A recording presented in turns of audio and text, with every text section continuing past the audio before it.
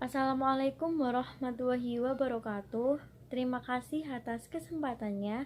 Kami dari kelompok 8 akan menjelaskan hasil kerja kami tentang laporan UMKM. Dan untuk UMKM kami sendiri yaitu tentang toko Helm Jaya. Selamat menyaksikan rekan-rekan. Sebelumnya terima kasih atas kesempatannya. Saya Nadia Lisa Aninda dengan NIM 2019310776 yang akan menjelaskan tentang bab 1 dan bab 2. Di sini saya akan menjelaskan tentang bab 1 dulu, gambaran umum perusahaan. Yang pertama, ada sejarah singkat UMKM Toko Helm Jaya. Nah, kegiatan usaha di UMKM ini meliputi membeli barang kemudian menjualnya kembali tanpa mengurangi nilai barang tersebut. UMKM ini menyediakan jenis produk varian helm yaitu NK, KYT, Shark, DRX, JPX, MDS, Bell, KBC, dan Bogo. Yang kedua ada visi, misi, dan tujuan UMKM Toko Helm Jaya. Yang pertama, visi UMKM Toko Helm Jaya memberikan pelayanan dan ketersediaan produk yang bermutu dengan harga murah dan berkualitas baik sehingga dapat menjadi perusahaan distributor terkemuka. Yang kedua, misi UMKM Toko Helm Jaya. Yang pertama, melaksanakan transaksi perdagangan lokal. Yang kedua, melaksanakan produksi barang-barang yang mendukung perdagangan. Yang ketiga, menjalin kemitraan dengan layanan yang terintegrasi dengan memanfaatkan jaringan dan sistem teknologi informasi yang handal. Dan yang keempat, meningkatkan kesejahteraan pegawai melalui produktivitas. Nah, di sini ada tujuan UMKM Toko Helm Jaya. Yang pertama ada meningkatkan produktivitas kerja karyawan. Yang kedua, meningkatkan volume penjualan. Yang ketiga, menjaga kontinuitas perusahaan. Dan yang keempat, mencapai keuntungan optimal. Dan yang keempat ada bidang usaha. Bentuk usaha yang kami dapatkan adalah usaha dagang. Usaha dagang yang kami bahas di sini adalah dagang helm dengan rincian sebagai berikut. Ada helm buku, KYT, Bell, MDS, Honda TRX, JPX, Shark, ES2, KCC, beserta harga-harganya. Setelah itu saya akan menjelaskan tentang bab 2, yaitu tentang kebijakan akuntansi. Metode pencatatan yang kami gunakan adalah aktual basis dan berbasis laporan keuangan SAK UMKM. Kami memutuskan menggunakan acuan SAK UMKM dikarenakan sesuai dengan Undang-Undang Nomor 20 Tahun 2008 tentang usaha mikro kecil dan menengah. Toko Helm Jaya memenuhi kriteria sebagai usaha mikro, yaitu total asetnya di bawah 50 juta rupiah, tidak termasuk bangunan dan tanah, serta hasil pendapatan tahunan yang di bawah 300 juta rupiah. Di sini ada aset lancar dan aset tetap. Nah, adapun pembahasan aset yang dimiliki UMKM Toko Helm Jaya ini adalah sebagai berikut. Yang pertama ada kas. Dana kasnya sebesar 12.558.823 berhasil dari kegiatan operasional UMKM. Piutang dari kegiatan usaha ini sebesar 4.700.000. Perlengkapannya di sini ada sulak, alat tulis, obeng, plastik, sapu, pel dengan total 122.000 rupiah. Liabilitas Toko Helm Jaya ini memiliki utang gaji sebesar 1.200.000. Lalu ekuitasnya modal Toko Helm Jaya per 31 Mei 2020 sebesar 69.950.000 adalah jumlah keseluruhan modal UMKM yang telah berkembang dari setoran modal awal oleh pemilik. Lalu di sini ada beban. Beban adalah pengeluaran kas yang sudah digunakan untuk menjalankan aktivitas ekonomi dan tidak akan memberikan manfaat di masa yang akan datang. Contohnya seperti beban gaji, beban utilitas, beban sewa, dan lain sebagainya. Yang kelima ada kebijakan akuntansi. Dalam penyusunan laporan keuangan, kami menerapkan kebijakan sebagai berikut. Yang pertama, berbasis SAK UMKM dan metode aktual basis. Yang kedua, metode pencatatan menggunakan metode perpetual. Yang ketiga, metode penghitungan persediaan akhir menggunakan metode suku. Dan yang keempat, mata uang menggunakan rupiah. Warahmatullahi wabarakatuh.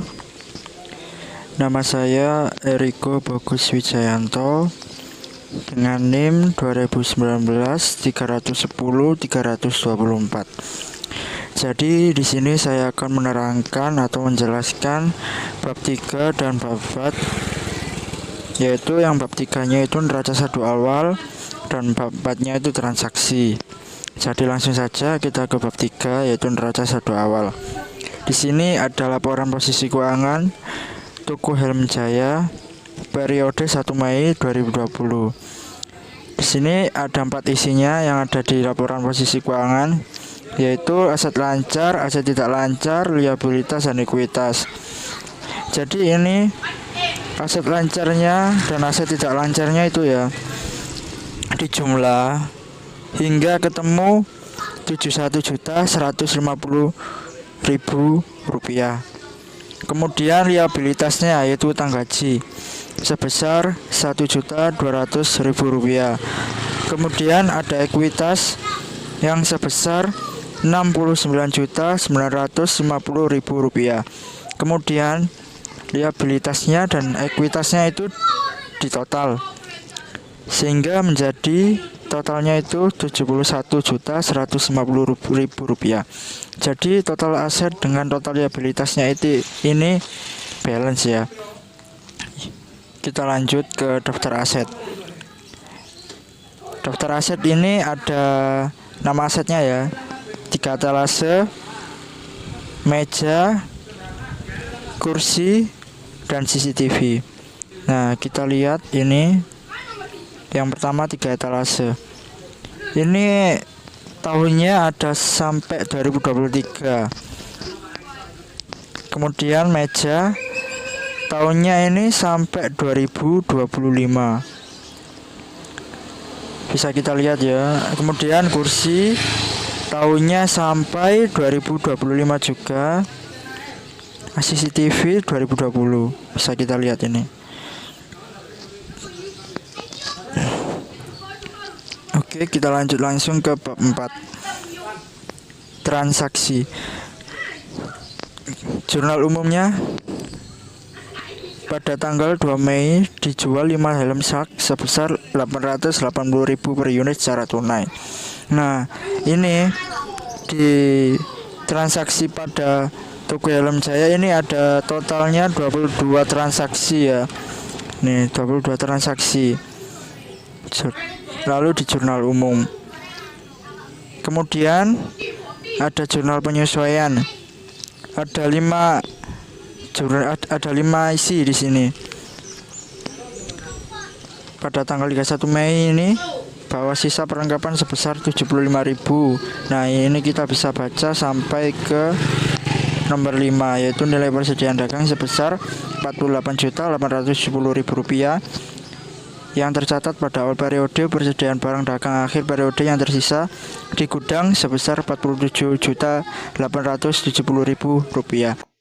Terima kasih atas kesempatannya. Nama saya Anissa Tamara Madina dengan 3 NIM terakhir 540. Di sini saya akan menjelaskan bab 5, bab 6, dan bab 7.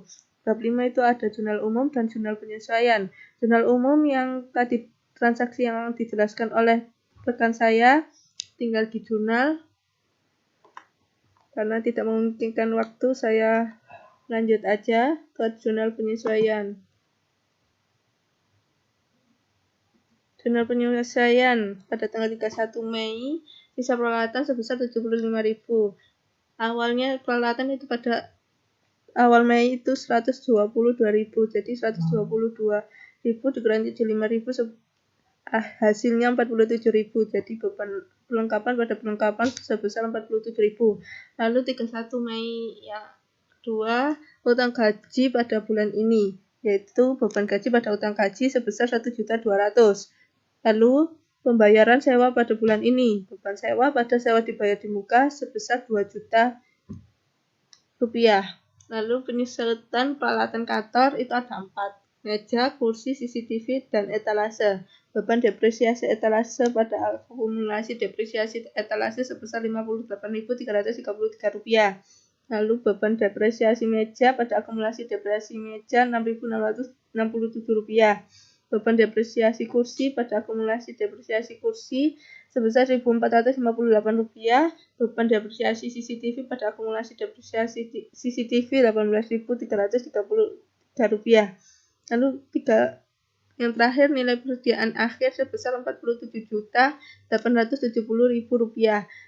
Ada ikhtisar pada persediaan barang dagang awal, lalu persediaan barang dagang akhir pada ikhtisar laba rugi. Sekian.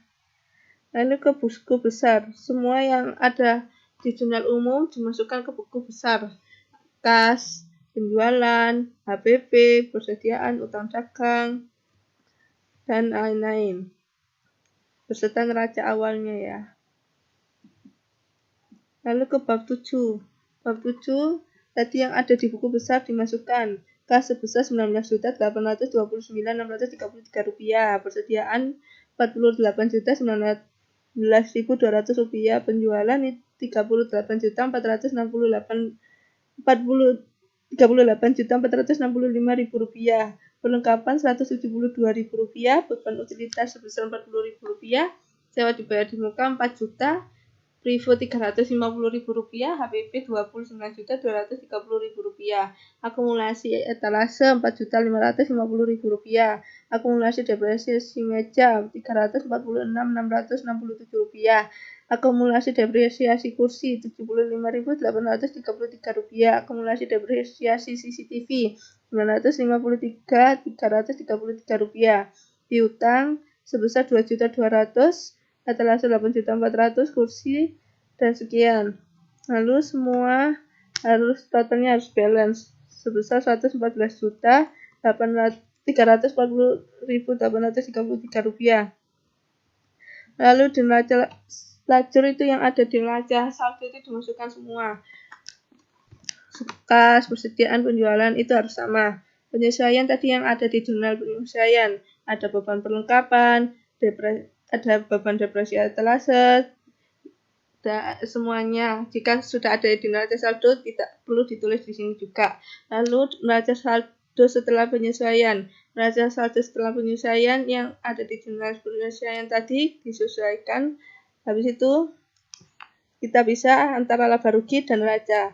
Laba rugi sama neraca itu pengurangannya itu harus sama, sebesar Rp5.838. Assalamualaikum warahmatullahi wabarakatuh. Terima kasih atas kesempatannya. Perkenalkan, nama saya Nabila Mirza dengan NIM 2019-310-800. Di sini saya akan menjelaskan bab 8 laporan keuangan toko Helm Jaya. Laporan laba rugi periode 31 Mei. Pendapatan dari penjualan. Penjualan 38.465, retur penjualan tidak ada, beban angkut penjualan 25.000. Di total dikurangi menjadi penjualan bersih 38.440. Beban operasional pada beban penjualan. Beban gaji 1.200.000, beban perlengkapan 47.000, beban HPP 29.230.000. Total beban penjualan 30.477. Yang pertama. Yang kedua, beban umum dan administrasi. Beban sewa 2 juta, beban depresiasi etalase 58.333, beban depresiasi meja 6.667, beban depresiasi kursi 14.58, beban depresiasi CCTV 18.333, beban utilitas 40.000. Total beban umum dan administrasi 2.124.792. Total beban operasional minus 32.601.792. Laba bersih 58.38.208. Toko Helm Jaya pada laporan perubahan ekuitas periode 31 Mei. Modal awal 69.950, laba bersih 58.38.208, privo minus 350, sehingga menjadi 54.88.208. Modal akhir 75.438.208.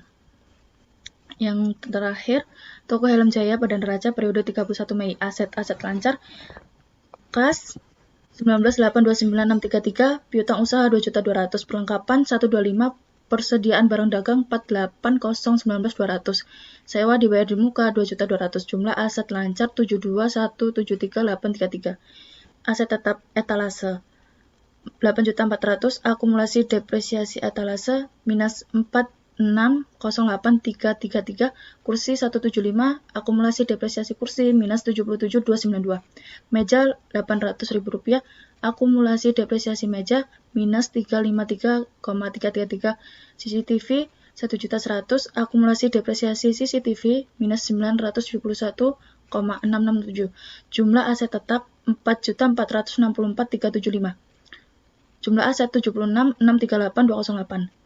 Liabilitas. Utang gaji pada liabilitas 1.200.000, jumlah liabilitas 1.200.000, modal 75.438.208, jumlah ekuitas 75.438.208, jumlah ekuitas ditambah liabilitas 76.638.208. Yang terakhir, bab 9 penutup kesimpulan. UMKM Helm Jaya berdiri pada 3 Januari 2016 dengan modal awal usaha 69.950 dan mendapatkan laba sebesar Rp5.838.208. Untuk mendapatkan modal usaha pada periode selanjutnya menjadi Rp76.638.208. Akan tetapi UMKM ini masih beberapa tanggungannya, ini hutang gaji sebesar Rp1.200.000. Terima kasih. Wassalamualaikum warahmatullahi wabarakatuh.